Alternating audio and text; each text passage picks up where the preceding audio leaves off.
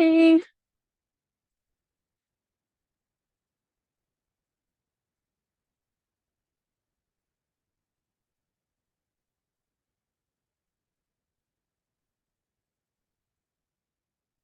hello.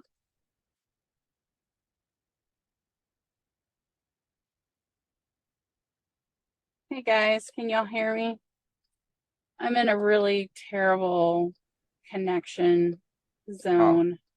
I can hear you. Hey, Looks like Teresa is getting my coaching. okay, There we cool. go. Yes. All good now. Hello. Hey Hi. y'all.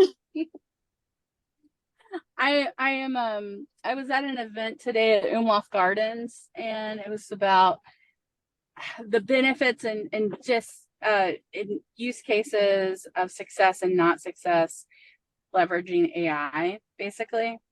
And Hmm. so Austin Women in Technology is the nonprofit that I'm a board member of here. So I got some tickets from them and it was a really cool talk, but also it just ended like 2 minutes ago. So I was like racing out to the car. And then because I'm so close to Barton Springs, my signal is like crap right now because all the people in their phones, I guess. I was like, okay, hurry up and get on 30 on Mopac so I can talk. But hey, excited to meet you, Teresa, and thank you, Michael, for making this introduction. Yes. Yes, thank you. Yes. Yep. I just So, wanted to be here just in case any questions came up or anything. So yeah. sure. Well, so Michael tells me that you are looking to kind of shift more into a potential sales role, and you're looking to find ways to do that or tools or whatever. And I'm Yeah. definitely happy to help. So tell me your story. I'm curious, like what's your background and why are you making this shift? I've always been in like pretty much restaurant industry, Hmm. but I'm recovering from a disability, so I did try that again and that didn't work out so well. So now I gotta like Got it. figure out something else, like that's more like Yeah. I guess remote and more not so running around a facility. So Yeah, jumping absolutely. into something new. Were you waitressing or front of house, back of house? What did you do? Front of house. I've been a host, I've been a bartender, I've been a server. Yeah, I've been a lot. Yeah, that's cool. And You catering. know, rush. Oh yeah, and catering. Oh, okay. Like your own catering company or as a server host kind of person. Server host kind of person. They tried to need people that we did catering in that company. So I was like, I'll do it. And it was good money. Like it was just a lot on my body. Like, I can't do this Yes. anymore. I'm like, it's killing me.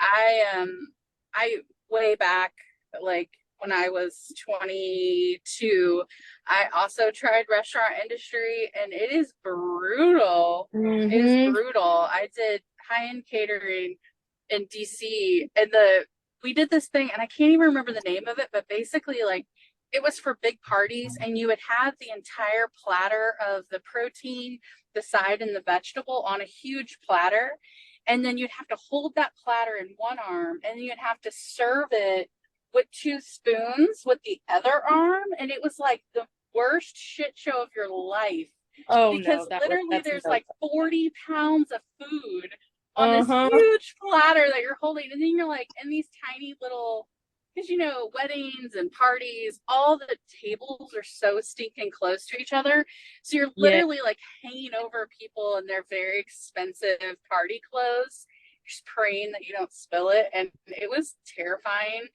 And I have so much respect for people who do this like long term because it is really hard work. Like I Yeah. was never so tired in my life from Uh-huh. when I did catering. Exactly. And then the last like restaurant job that I did where I was like, yep, I'm not built for this is I worked at Payway, which they don't even exist Oh anymore, yeah. I don't think.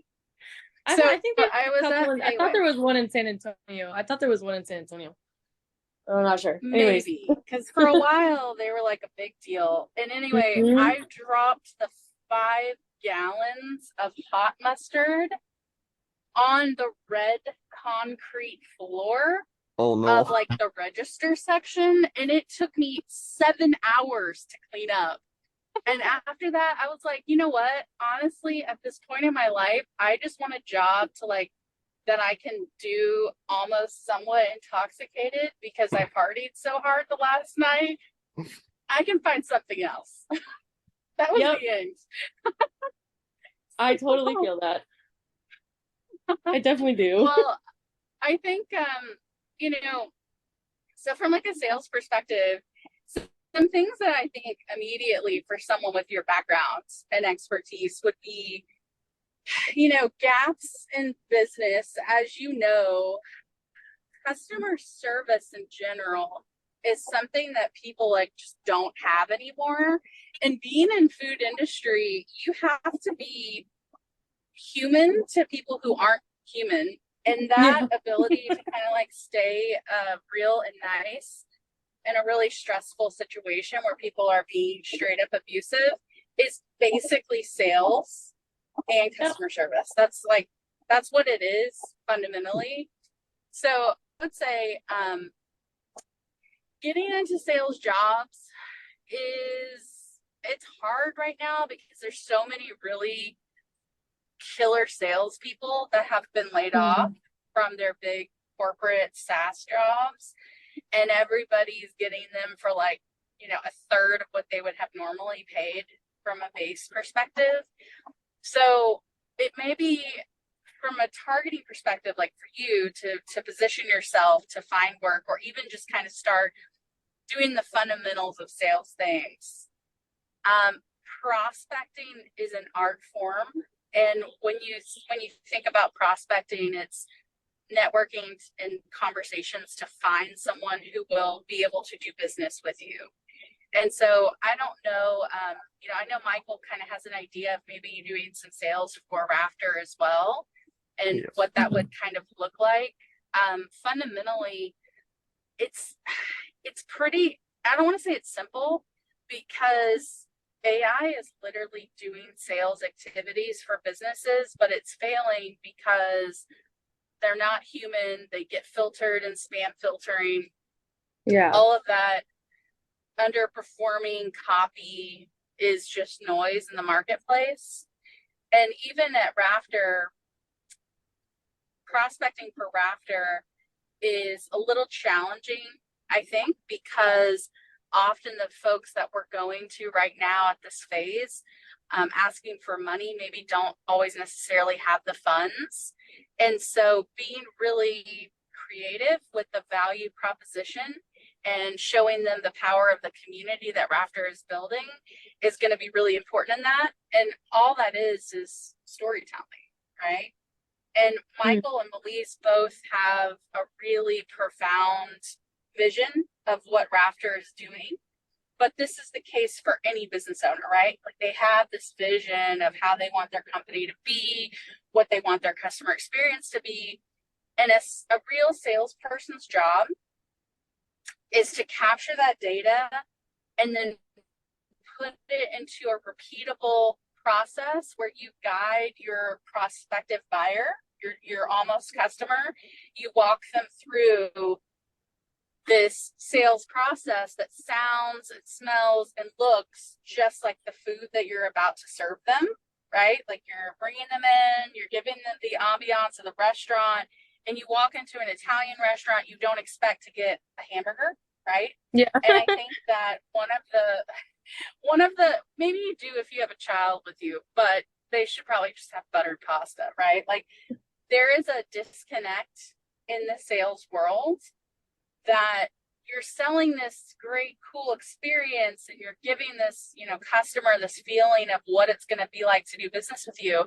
And then the delivery occurs and it does not match that at all. And so my advice to anybody doing sales would be to understand very carefully, and this goes for Rafter as well, like who are the people that they're trying to sell to?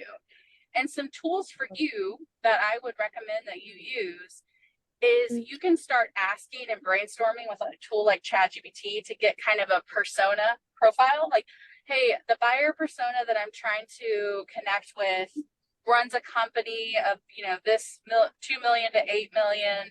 This is their industry. Here's their website. This is some information about them. And then ask, like, when I'm engaging with this person at this type of organization, what are the things that are important to them? How do I kind of sound different with all the noise? Because everybody's coming to them, asking them for money in exchange for a service or product, right? Yeah. So I would start familiarizing yourself with what types of clients, and buyers are we really looking at? Who are these people? And then creating, and you can use ChatGPT to kind of give you some of the outline, and I'm happy to help you with this too. But I think from like a research and discovery for you, you need to think that way in the sales relationship, because your messaging, even the channels of communication that you may choose will be heavily dependent on what that vision is, or it should be from a technically correct position. A lot of companies that you may get a job in a sales position, they're gonna be like, here's the script, this is what we do, grind away at phones, but they're missing the human element of that. And I think your superpower with your background and expertise is going to be to bring that human element of customer service to front and center in the sales process. And so don't think of yourself as a salesperson. Think of yourself as the waitress who is managing your customer's expectation when front of house told them that their the special tonight is X, but we actually don't have that. How are you like bridging the gap, right? Like that's kind of yeah. Because like that friction, that intensity is because the salesperson gave our customer a very different perception of what we can do. And then that person, that's what they think. That's what they were sold on. That's why they made the reservation, whatever. And buyers are all the same because it's human psychology. So don't be intimidated by getting into sales. If you're interviewing for jobs right now to find something to kind of help sustain you from a paid position, when you talk to someone about your ability to do human work, make those kind of correlations. Like, those are real life examples. I think that someone who maybe hasn't worked with someone in the restaurant industry would understand how it applies to sales. But just kind of that overarching thing being said, I know that was a lot of information, but what are some things, like, what are questions that you have for me, or like where are you in your journey of becoming a salesperson, and how can I help support you? I'm like at the very beginning stages. Like, I'm starting from like the bottom of the barrel. Like, I have never done this. Like, I know sales reps, like it is a lot of like customer service. So that's why I was like, well, I think I can do it because I have a lot of background in that. Like, I know how people work, you know how to do it. Like, work with people that aren't, like you said, like humanize people that are not humans. I'm like, yeah, like essentially, yes. Like, yes. That literally sums it up. So I'm like, I think that that's kind of the magic of it. I never thought I would be in sales. I'm also like a person that didn't start off in sales. My first 12 years of my career were all operations. I managed teams. I worked in corporate America. I was a director of operations. That's all I did, was all the process stuff and the customer retention, because my clients were the customers that were actively buying from us. And I was responsible for maintaining that relationship so that they didn't leave us for a competitor, right? Yeah. And I guess when I first started doing sales, I was actually pregnant with my son because I've been laid off from my corporate job, had to get a job. The only company that would hire me at 3 months pregnant was a startup in Austin, and it was cold calling. which is kind of terrifying. Like cold calling is really pretty scary. And you just got to get into it. It's like jumping into an ice bath or whatever. You just got to do it, and then it's not as bad. But I was cold calling prospects, and I had a script, and I understood what they offered, but within 2 weeks, I was one of the top performing salesperson because I can have a conversation. Like I just talk to people, and people would take my call because I can talk to them. And so it was really funny because I realized that sales, if done well, it's just a customer retention tool. So it's actually just helping the end of the organization. And if you walk into your sales relationship with that kind of mindset, you're going to do so much better for your customer. You're going to do so much better for the product or service that you're representing. My advice in a very like general sense is figure out which channels of communication your buyer is using.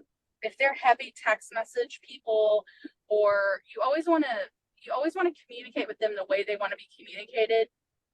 Part of the grind of sales is like, okay, we do this sequence, we send them these 5 emails, then we call, then we do this, and like, yeah, that, in theory on mass numbers that works, but like for a company like Rafter, you can't churn and burn prospects because there's not enough prospects to burn, right? Like you can't just blow through people with this really terrible sales process because they're going to not ever want to talk to you again. And so you have to be really intentional. And I would say, get to know who your prospects are, but also figure out like, hey, you know what? I know we have another conversation. Do you want me to text you before we chat, or are you better with email? Like always try to figure out what their preferred channel is, and then communicate with them through multiple channels. So when I'm nurturing, and there's a ton of sales terminology, right? Like it's so overwhelming. When I'm nurturing a prospect, which just basically means continuing the conversation so we can get closer to the close.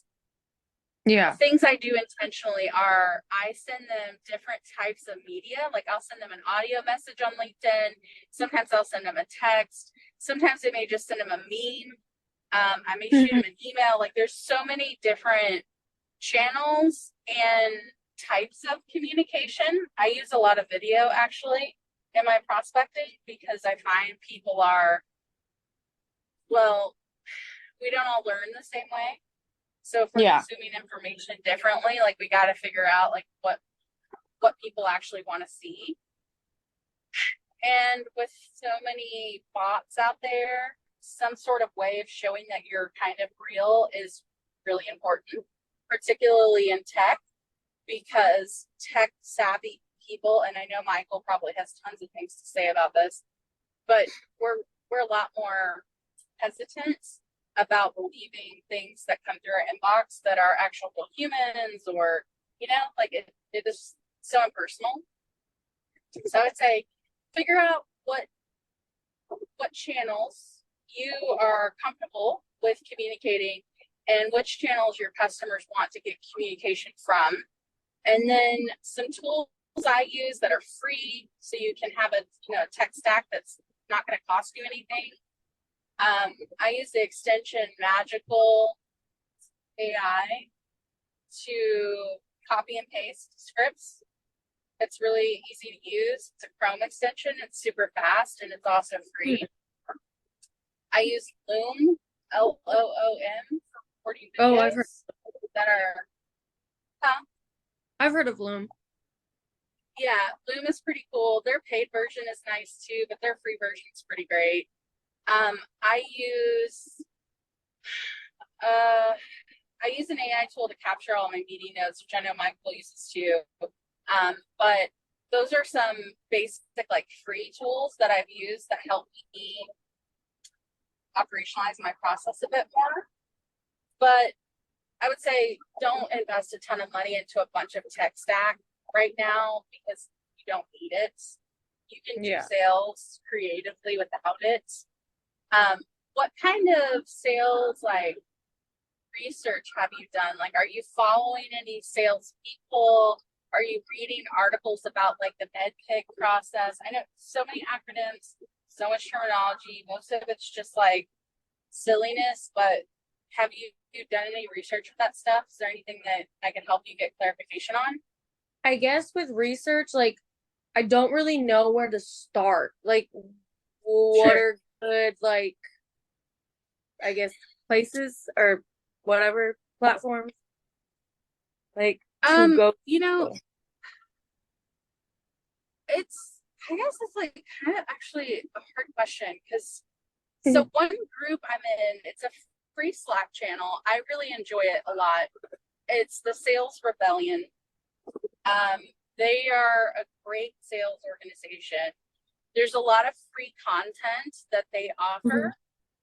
The way they do sales is very human customer experience. It's not lots of cadences and the AI chat, scripts and all of this kind of stuff. Like it's disruptive.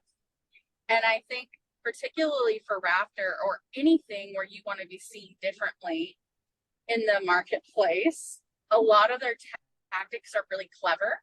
And I like them a lot. And I've known about them for a couple years, but even before I knew them, I was following some of their processes just because I sell a little differently. And so I would say they're a really great company. Oh, another tool that you can use for sharing your contact info with a prospect, or if you're out networking, is a tool called Flow Code, and it's free, and it has a little bit of statistics. It'll show you how many people scanned your QR code, but when they scan your QR code, it brings into like a mini landing page where you can put the Calendly link. That's another one. You get a free Calendly account to set up appointments with people that syncs with your calendar. But that flow code I use a lot. I don't have a business card. I just use my flow code link, or I send them to my landing page, essentially. So that's another cool tool that's free. But I would join the Slack channel for the Sales Rebellion.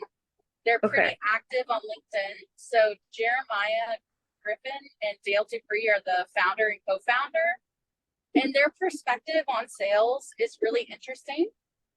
They also have a podcast where they interview salespeople and get their tools, their tips, their tricks. It's really good content. So if you're just kind of working and you want to listen to a good podcast, I would say a lot of sales stuff is super cringe, and they are not cringe at all, which is why I really love them. So that would be a group that I would encourage you to join.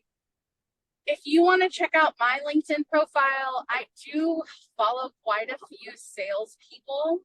One woman in particular is Samantha McKenna, and she owns Sam Sells.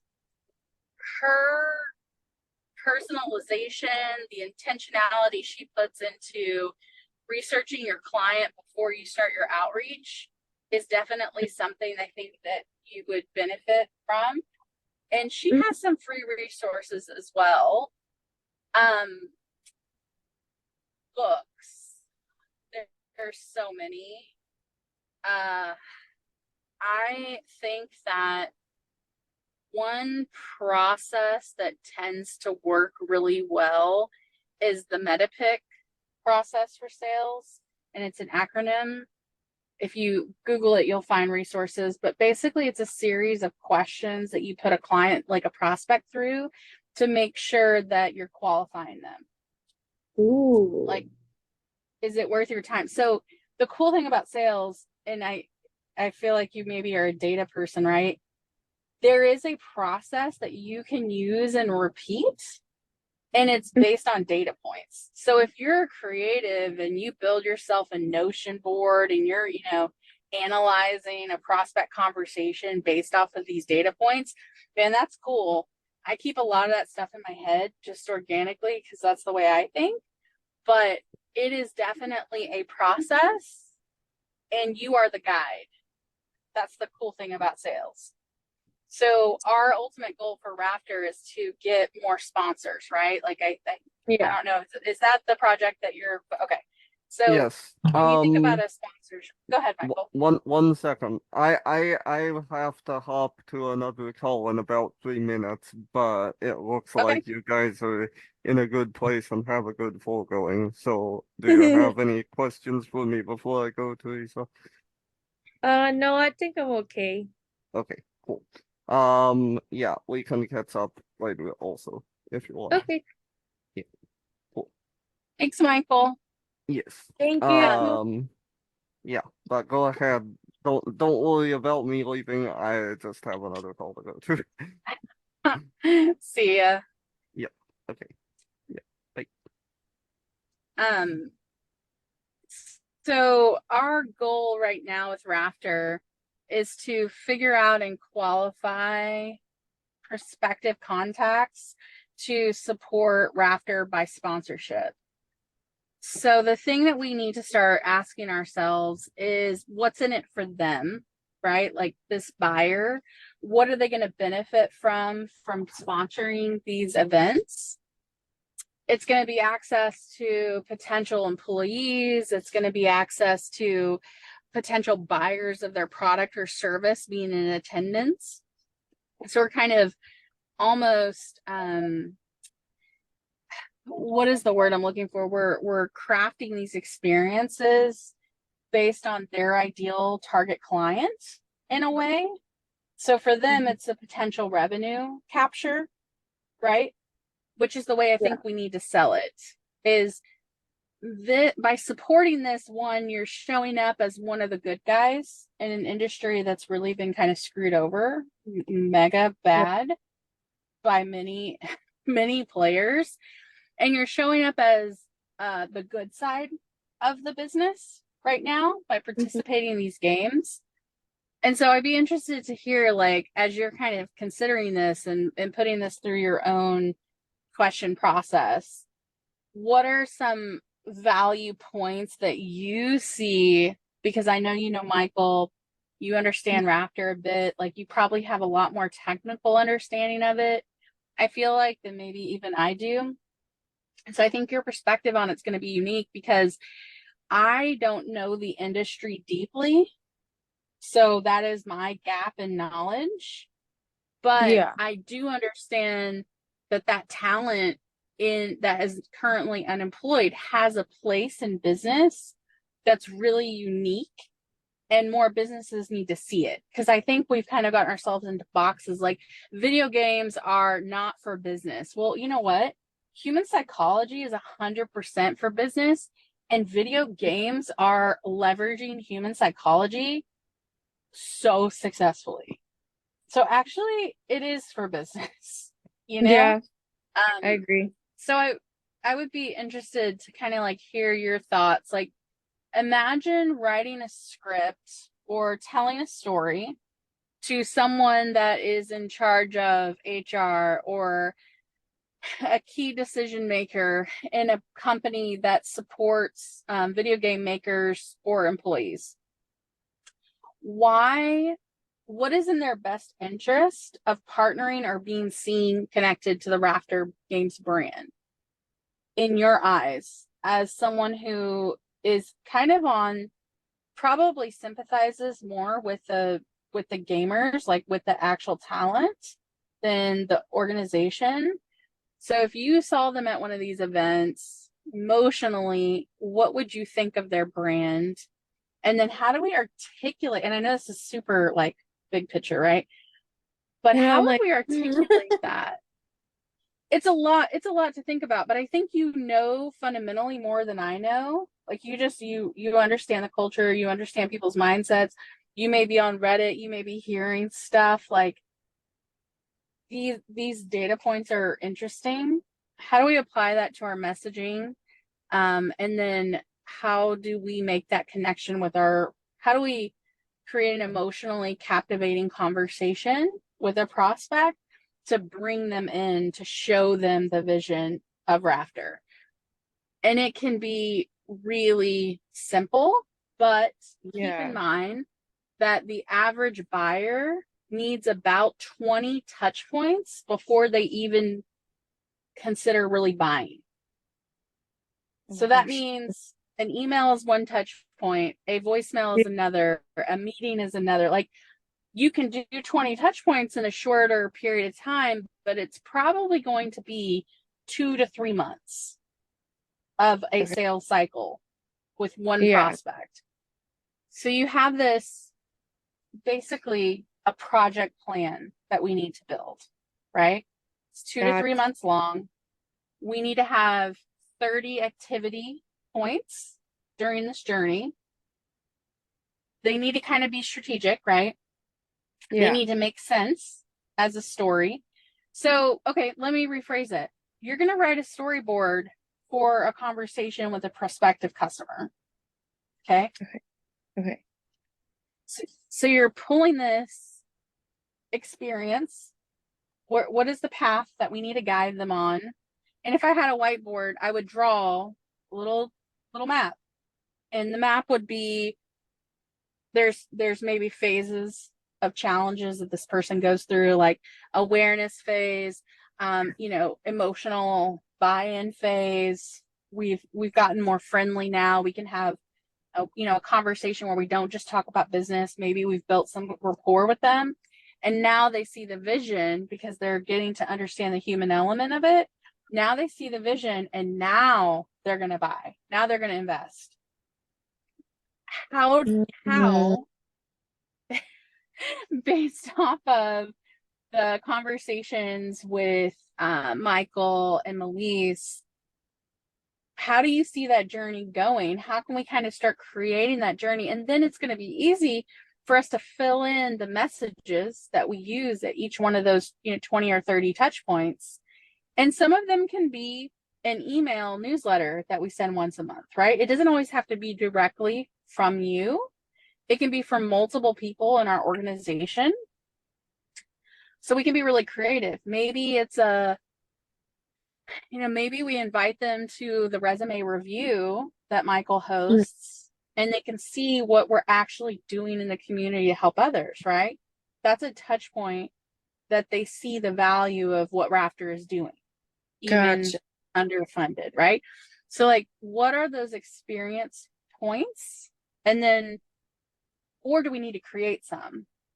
Like, do we need to have a conversation where they can have a Q&A with Melise? Because from a talent standpoint and an industry recognition, her knowledge and her experience is like really freaking impressive, and her time is worth money.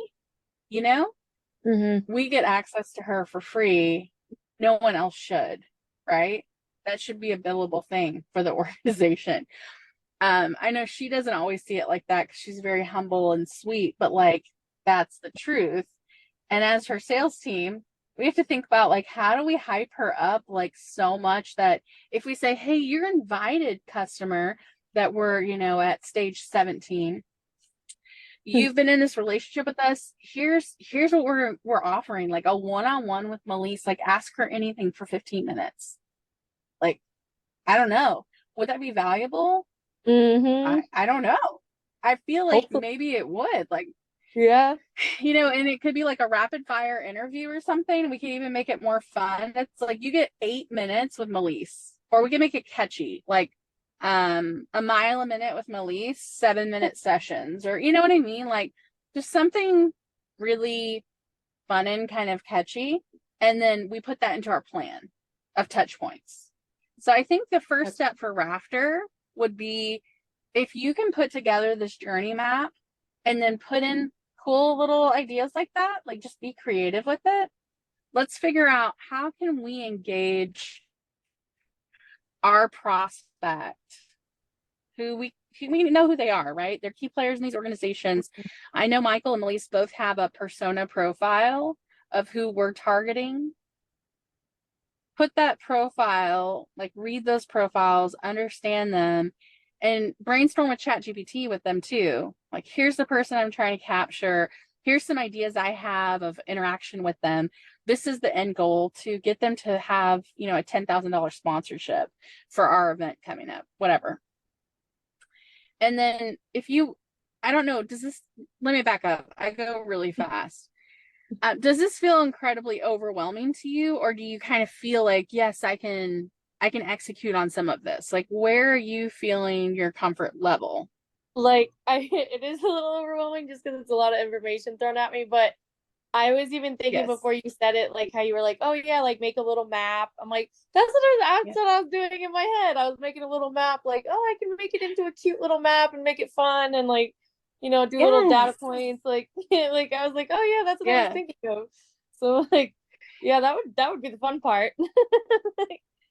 And sales is fun. Like, sales is fun, and sales is testing to see what sticks, right? Not throwing stuff up on the wall and see if it sticks, but like intentionally coming up with a strategic plan, testing it, see what the results are, and then modifying it as needed. But be super creative in what those touch points could be. I think it would be valuable. My perception is that a one-on-one with Melise for a short period of time would be something that may capture a potential prospect and get them more entrenched in our process. Having, you know, I don't know, like, what are the things that people enjoy about the Rafter community? Maybe doing little video interviews with some folks that are really good friends of Michael's and Melise, like, hey, what do you think Rafter Games is up to? What in your perception of the industry, how do you think this is going to impact our community for better? And what's exciting you about it? And then use those videos as one of those touch points, right? Because you can send that video, you can text it to our prospect. Another free tool for you for researching new prospects is a tool called apollo.io. And it basically is a data scraper for contact information. So if we know what org we're looking for and we know what their title is, we can maybe find the logic of their email address or maybe their cell phone number. And there's a free version of it. And so that tool is something probably also you want to kind of add to your stack that you're using as you're developing your process. But let's do this. Like, let's just kind of step back. Get the customer persona from Michael and Melise. Ask them for that document. Read those descriptions, because Melise is a marketer, so she knows how to write those for effective prospecting and sales. And then create a map, and you can make it fun. Like, make an actual map. I don't care. Like, I think honestly, for Rafter, it would be better as a map. I think that's cool. And then if you're ever interviewing for another sales job, you could use that map you created for Rafter and be like, hey, here's the sales process that I created. This is how I think about things. From a perspective of a hiring manager, I would think that's interesting. She's thinking a different way. That's different and fresh, not the normal thing. So that'd help you stand out as a candidate too. But let's start working on that map. And then no matter how weird or crazy the touch points are, just put the ideas down. Like, I don't know, just think about being the buyer and being the customer. Like, what would be cool to you? And when you think about that journey, think about you, when you go to Walmart to buy something, you don't have a real nice customer experience. Like, maybe the aisle is dirty, no one smiles at you. They're, you know, like, you're just in there to get the thing and you get the fuck out as soon as possible because it's disgusting in there. We do not want our customer to feel that way. We just like walk in the doors at Target. They're like, oh my God, the dollar section, all of this is speaking to me because it's made for me. I need to buy all this stupid stuff. Like, just think about emotionally, like, how you feel when you're walking through a physical place and you're seeing like, oh yeah, you know, I often buy this. Let me pick it up. I don't know if I have any at home, but maybe I need to buy more. You know, like, when we can give our buyer that experience, we will close the deal so much more consistently, because why would they say no after they've just been like, yes, yes, I love this. Yes, bring me dessert. Like our sale is the dessert, right? Mhm. So I think there's a lot of crossover from food industry and sales actually, because you do that journey. And so think about that emotional journey, map it out. Once you have an idea, and it doesn't have to be perfect, but like map out 20 points the first time. Okay. Like let's start at 20. And then I want Melise and Michael to provide some of the experiences they think would also resonate with our customers. But work on 15 or 20 and Okay. map that journey out. Leave some spaces for additional and pieces from the team. But the first touch is cold outreach. Like it's gonna be, they don't know us, we don't know them. That first conversation, that first outbound message, and then the end of it is going to be their customer. They're paying. We cash the check. And then if you have any questions or you get stuck or whatever, Michael has my cell. Oh, I was like, my cell's usually on my little screen, but I'm not on my computer, so you can't see it behind me. But you can text me and just ask me any questions you have. But I think that's probably the best place for us to start. Okay. I'm excited now. Okay. I'm glad. I sold you on it. Look at that. Look how that works. Touche. I did it, man. So, well, I'm excited. I'm excited for you. Sales is fun. It needs more people that think outside of the typical boxes. Yeah. So I think the meta pick stuff for you would also be kind of an interesting like guide as you're creating those points, because there's going to be pieces of information we need. Do you have the budget? Like fundamental pieces of information that we're going to need to keep them on our journey, right? And if I can be of any help, you know how to get in touch with me. Yes, I do. Thank you. Awesome. Well, it's good to meet you. I'm very too. long-winded, so I apologize. No, you're fine. I can't help it. All right. Well, I'm gonna head out. I'm going. It's like, why are you still in the car? But I will talk to you. I'll talk to you later, okay? Okay, that sounds good. Bye. Bye.